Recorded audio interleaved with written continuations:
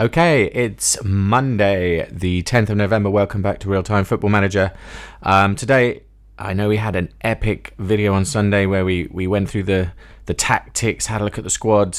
Feeling a little bit better about what I'm trying to do. We'll do a bit of a recap on that. First up, we're going to just quickly look through some of the more kind of directions that we're going to apply to the tactics and have another quick look at the squad. But we won't take too long on that. We'll go through the news.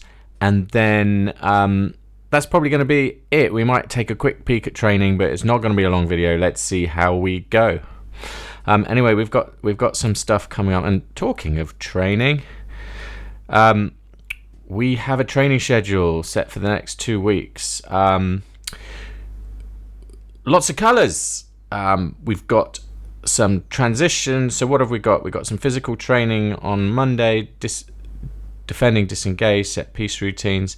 I'm going to let the assistant manager handle this for now. I don't want to rock the boat too much on training for now. We've got our big game on the 22nd against Swansea City.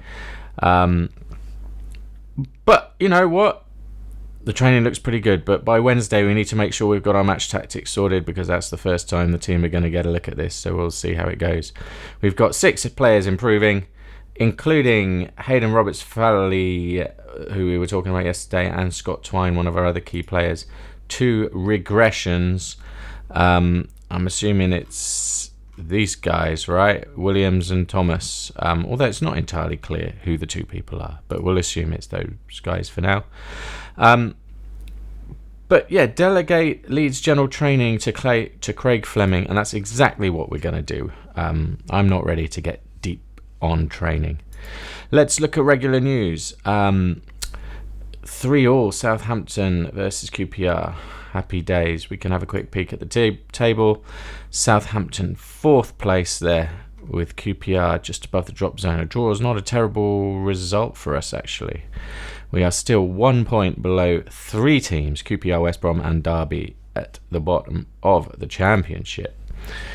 Next up, anything else going on? Pedersen, Sheffield Wednesday.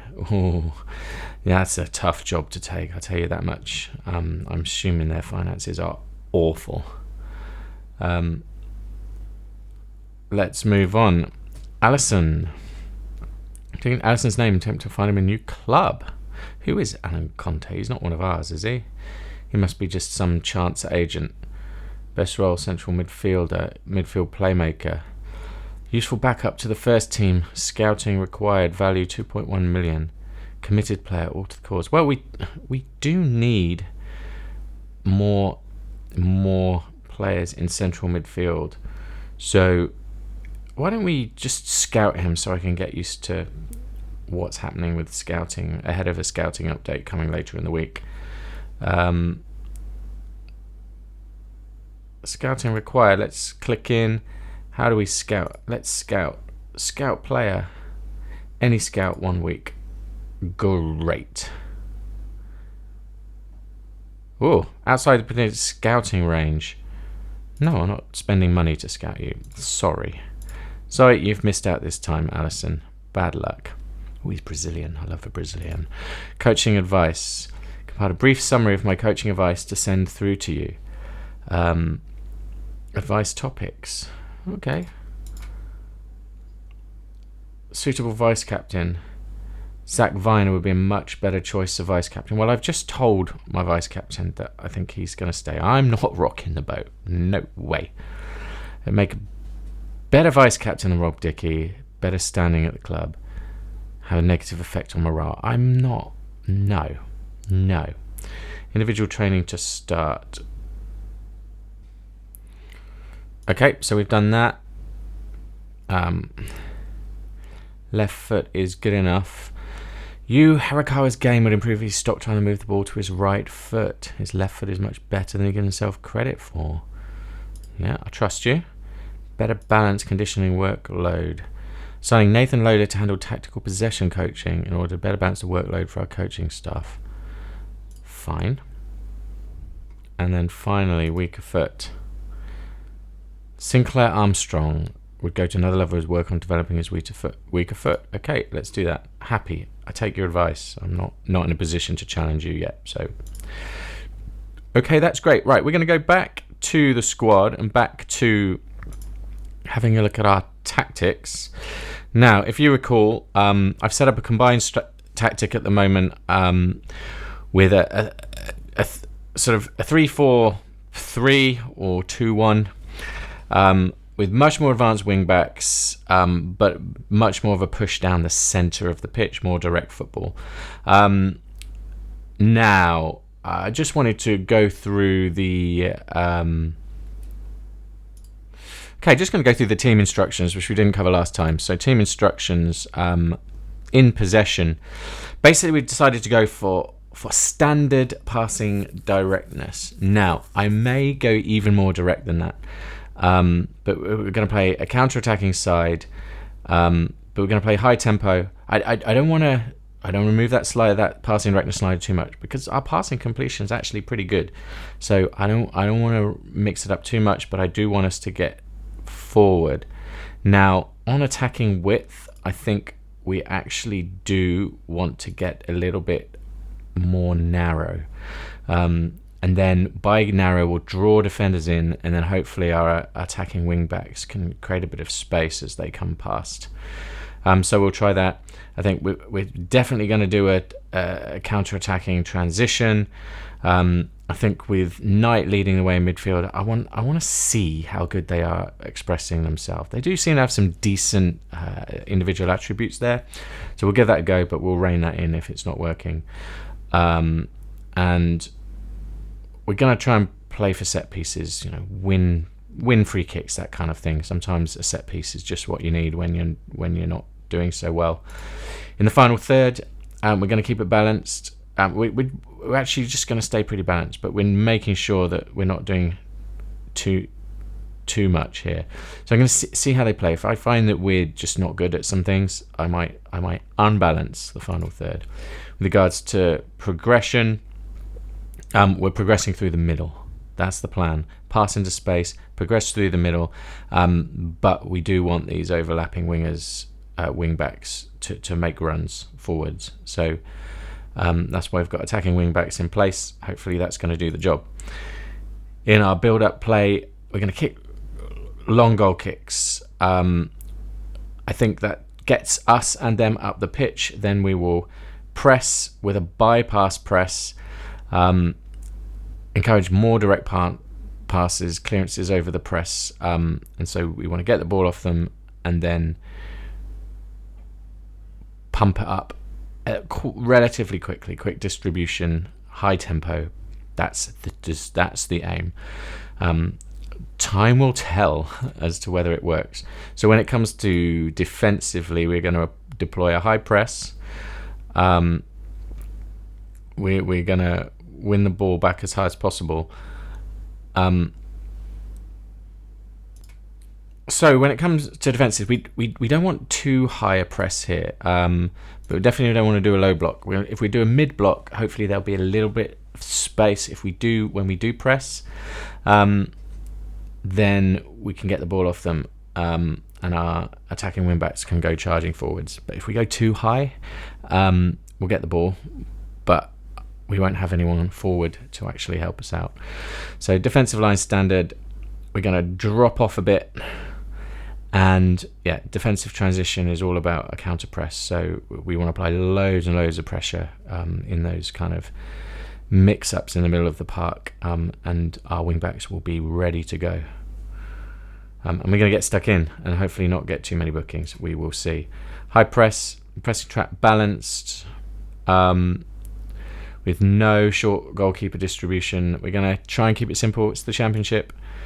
Here's our mid block, pressing trap, again balanced, and our low block balanced. So that's what we're going for. I hope this makes a difference, but we will see. It's quite high intensity, so we need to make sure the fitness is good. The team are quite familiar with it, which is quite interesting because I didn't think that's what they were doing. So direct counter-attacking style, and a cautious mentality, right? But set up ready to break when we need to.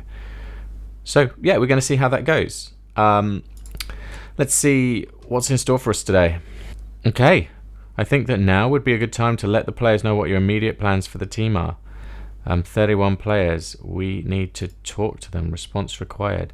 I'd like to set out my immediate plans for the club.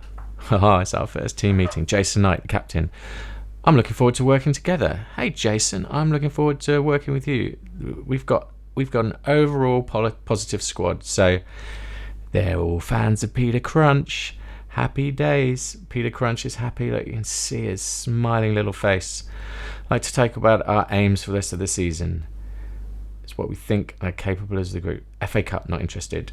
To all of you, I'll make now that will hold me to account as we work towards our targets. Yeah, okay, let's talk about our championship aims. That's what I want to talk about. I'm really feeling us this season. This league isn't going to know what's hit it. Oh, we've got a happy team. I think we're good enough to finish in mid-table, and that's where we should start. I don't like setting league positions as the target, because the aim is to play well in football matches. If you play well in football matches, you win football matches. And if you win football matches, you go up the league.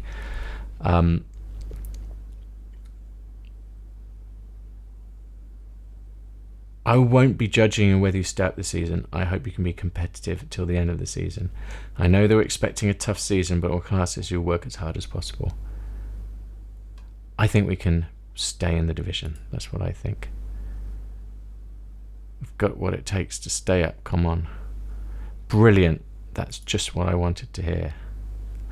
Now everyone's just content, so I've ruined this already. I'd like to talk about FA Cup aims.